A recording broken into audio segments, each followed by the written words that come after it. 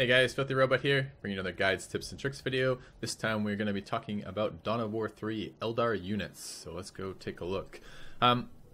Just briefly, I want to do this for all of the unit style videos here. I want to talk about three concepts ahead of time. These are the armor types in Dawn of War, how melee works in Dawn of War, and how heavy cover works in Dawn of War, just so you have some sense of how they interact with the units we're going to be talking about. The armor works like this. There are three types of damage. There is armor piercing damage, normal damage, and true damage. And there are two types of armor, heavy armor and normal armor. That means there's going to be 6 sets of combinations of how they interact. The true damage is really easy. True damage does 100% to everything. So if your unit has true damage, then it does full damage to all targets regardless of their armor type. If your unit does normal damage, it does 22% damage to heavy armor, which means it's losing, this is a 0.22 modifier, it's losing a large amount of its damage versus heavy armor, and does 100% to normal damage.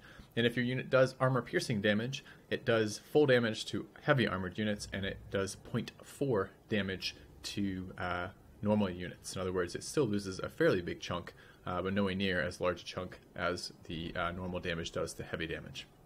So in general, you want your armor piercing units attacking heavy armor, and your normal units attacking normal armor, and your true damage units can attack whatever they'd like. Two other things to talk about. Melee. When units enter melee, they apply a slow to the target they enter melee with. If you have a melee unit attacking a ranged unit, the first time it enters combat with that unit, it will slow the ranged unit, which allows for a little bit extra duration of attacks on melee units attacking ranged units. And finally, heavy armor, or heavy cover in this game rather, is it's similar to capturing a research point. You put a unit in heavy cover. If you're the only, if it's only your team in that cover at the time, you start filling in the little radial thing until it reaches the full amount, and then it's your heavy cover. And while you're in heavy cover, ranged attacks against you don't do any damage. They instead damage the heavy cover itself. Only area of effect attacks affect you, or melee who can enter that heavy cover will affect you. So with that said, let's go take a look at the Eldar units. So it's Learn Codex and then Eldar units here. Let's start talking through them. The Bone Singer. Available out of your webway assembly, the first starting building. Has teleport on a fairly short cooldown. Teleport is really good. It allows you to get to locations much faster than other players. It also lets you move around the map to build things like webway gates. If you didn't have to already just redeploy your webway gates that you built, it lets you very rapidly harass nodes that would be inaccessible normally. So you can harass nodes deep in your enemy's territory with things like capping them with Bone Singers, as well as getting LPs up faster, as well as getting your barracks placed where you want it. It's extremely fast, extremely good rather. It makes for a very, very mobile worker unit, which is great. Additionally, Bone Singers, like all other first tier units, are detector units, so they can see invisible units, which is really important. And the Bone Singers get bonuses, I believe, to their movement from fleet of foot as well, I think. I'm not entirely sure about that, but I'm pretty certain about that, which means that they can keep up a lot of times with other units if they're in the area of a webway gate. So probably the best of the builder units, quite honestly. It doesn't have the invisibility of Gretchen's, but other than that, it does everything else the other builder units does and more. And of course, it has the deploy sensor beacon ability that gives you sight in a radius from the deployed beacon on invisible units as well, which is quite good. All right, Dire Avengers.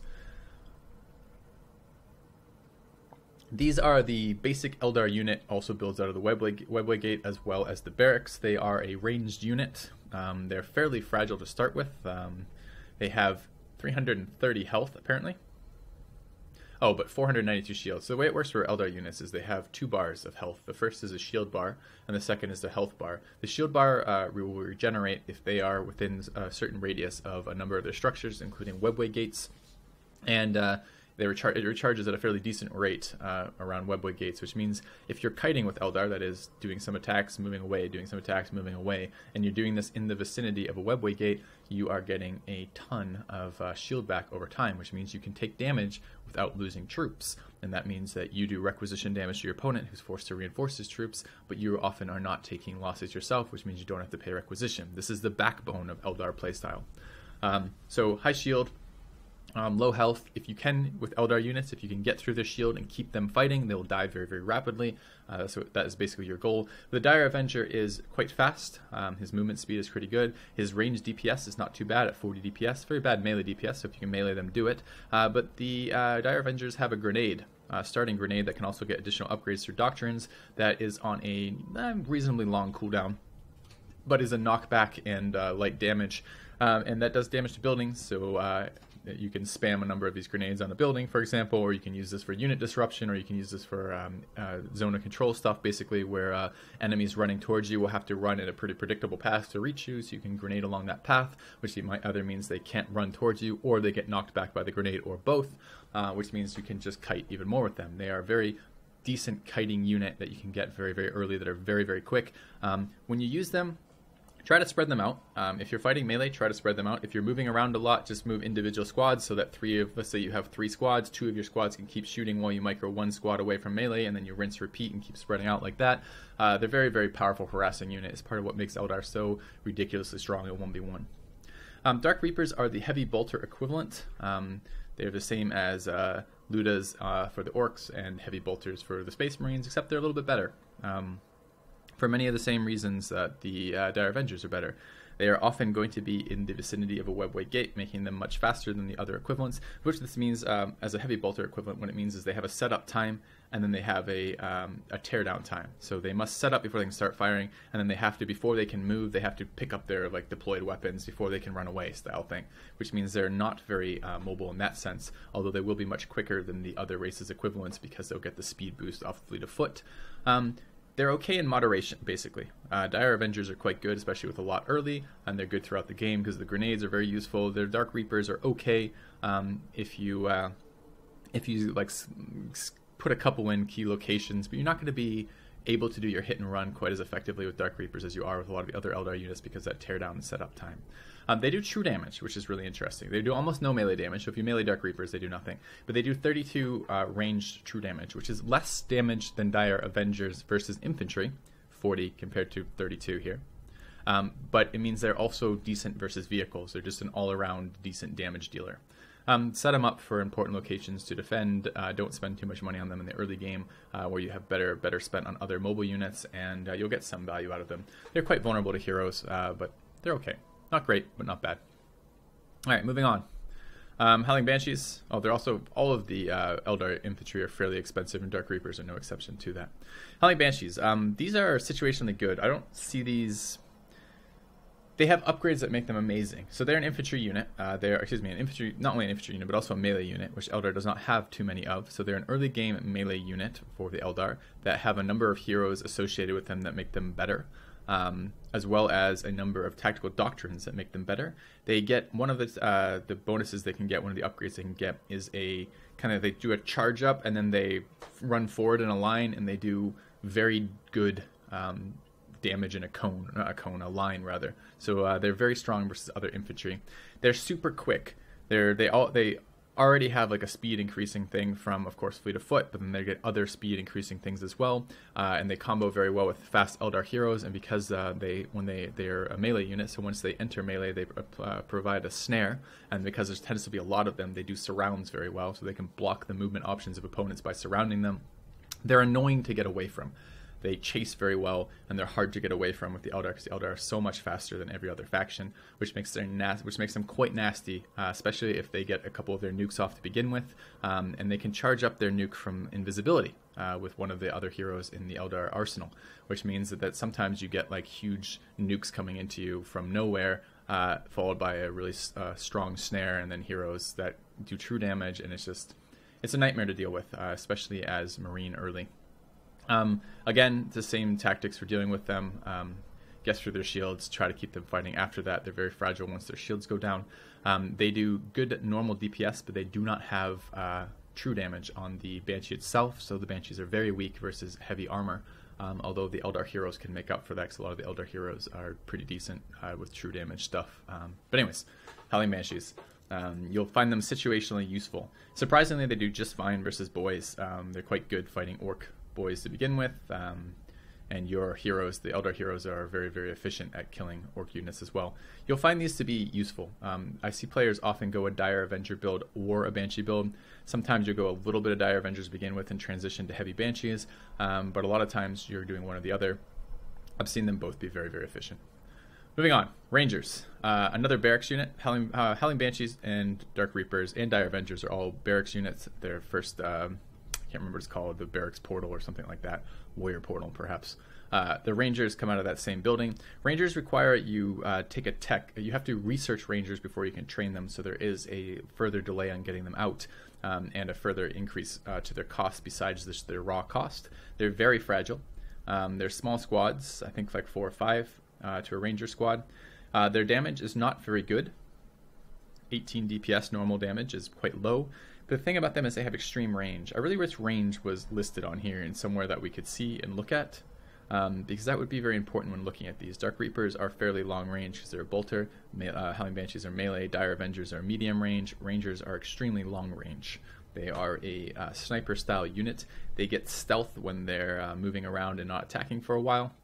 And they have to set up when they fire, but they don't have to tear down before they can move. So you have to stop for a minute before they fire as they charge up or whatever it is, but then they can move again instantly after firing, which makes them a lot more mobile than Dark Reapers.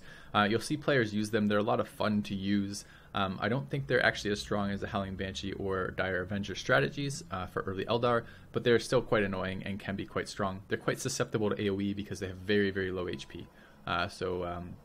Things like the Weird Boy is a very good counter to Rangers. And of course, Rangers do almost no damage to buildings or heavy armored units in general. And they're very expensive. So you'll see these. I don't think they're as strong as the other Eldar openers, but I think you'll still see them pretty often. They're a lot of fun to play. Okay, moving on. Shadow Specters. This is another unit that comes out of the Warrior Portal. It also, like the Rangers, requires a prerequisite tech before you can use them. You have to research something in the barracks before you can build them. They are a skimmer infantry unit, which is kind of weird. They float. They do increasing damage over time to a single target. They basically fire a beam. The longer the beam is on that target, the more damage it does. And they do armor-piercing DPS, which makes them pretty good versus buildings and pretty good versus vehicles. This is a fairly common harassing unit from Eldar in their early to mid-game. Where you'll see them try to get early kills on shield generators, early kills on resource nodes in the back of your area that isn't protected particularly well, and will try to basically fly around, avoid being caught by your infantry that can't keep up with them because these guys fly over terrain, and do some damage with them. Not massively strong. There's quite a few counters to them. They are nevertheless infantry with only moderate amount of health, and their armor type is of course an infantry armor type, normal armor, so they do die fairly efficiently to lots of different things.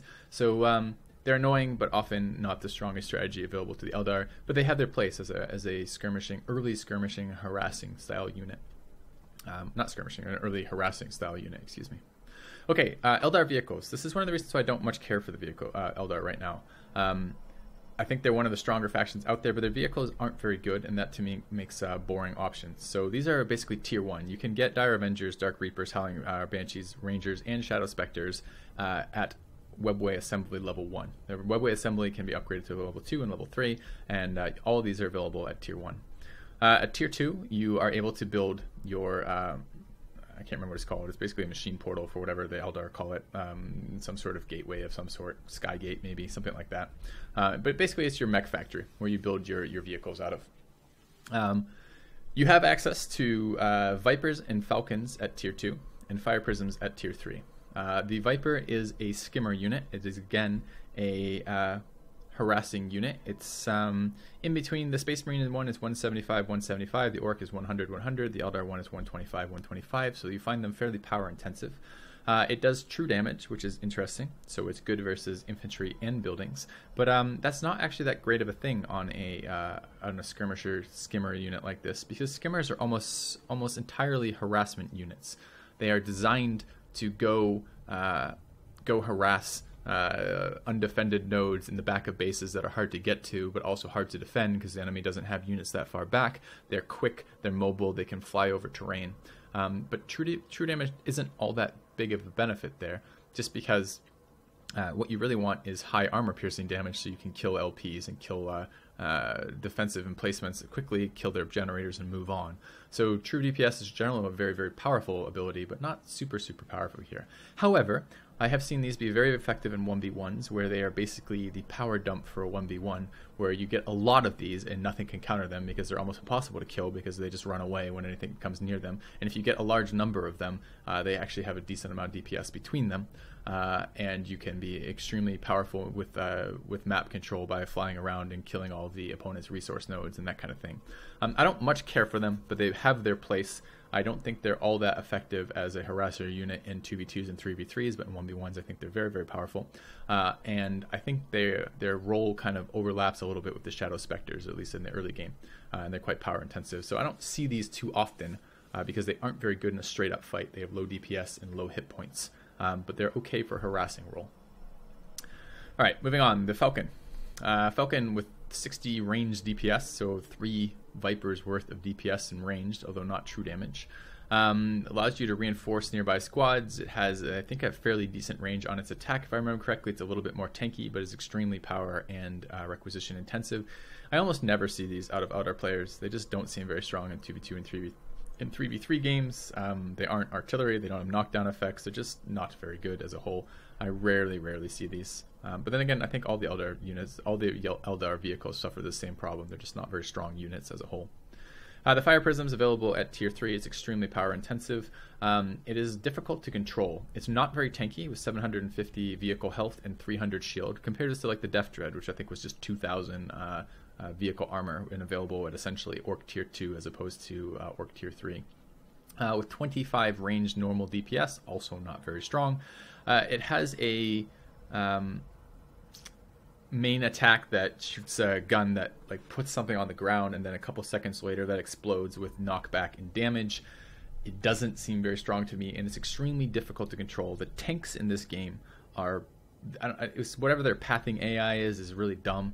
It doesn't path them well, so a lot of times you'll want to. In this game, vehicles, they have a reverse command. You can hit R and left click and they'll back up without turning around. You have to get used to using that, especially with things like Fire Prisms. The Fire Prism is a skimmer, so it can move over terrain like water or float over walls and that kind of stuff. So hypothetically, you could use these effectively by putting them in difficult to reach locations where they're still in range with their main kind of artillery style cannon and trying to do some damage that way. But the problem is it's very hard to control them like that. If you right click a target to tell it to attack a target, or A left click a target, they're still going to be doing like inappropriate moving, and they're still going to float to stupid locations and put themselves in harm's way, and they're not doing a lot of damage or a lot of disruption, which is kind of annoying. And again, like the other Eldar units, I kind of have to give it a bad rating just for being kind of a weak, overpriced unit that's too fragile and doesn't really do the role it's supposed to be doing. I don't like them. I don't see them used efficiently most of the time versus me at all.